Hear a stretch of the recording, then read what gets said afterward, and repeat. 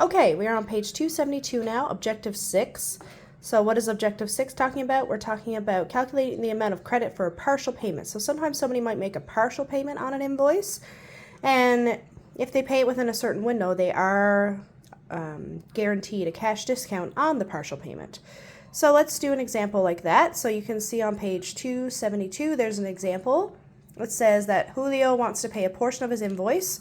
The invoice total is $1,657.98. The terms are 3% discount if it's paid within 10 days, and if the full thing needs to be paid in $30. So he's going to make a partial payment, and it is agreed that he will be entitled to the discount on that partial payment. So what we need to do is there's a few steps. We're going to take his partial payment. So first, the step 1 you'll see in the colorful box of blue, green, and pink. So the first step is to find the complement. So if he's getting a 3% discount, remember how we find a complement is we take 100, subtract your discount, and that's going to leave us with 97%. So that's the complement. That's the complement of the discount rate. Now what we do is we take the partial payment. So think of this as almost like we're solving for the base in a percentage problem.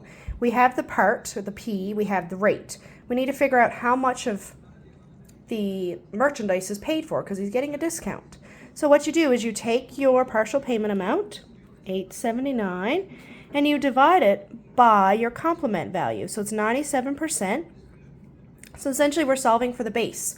So when we do this, we find out that because of the cash discount, by making a payment of $879, he actually pays for $906.19 of the invoice because that cash discount gave him a little extra.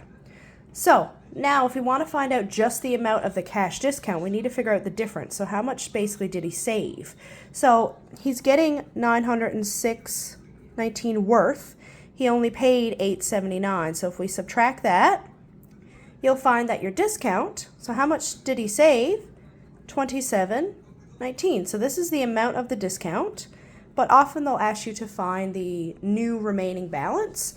So he paid off because of that discount, he paid off, although he only made a payment of $879, he actually got $906.19 worth off his invoice. So we're going to take our invoice total, $1657.98, and now we're going to subtract what he paid off. And we're not going to take $879 because he got more value than that.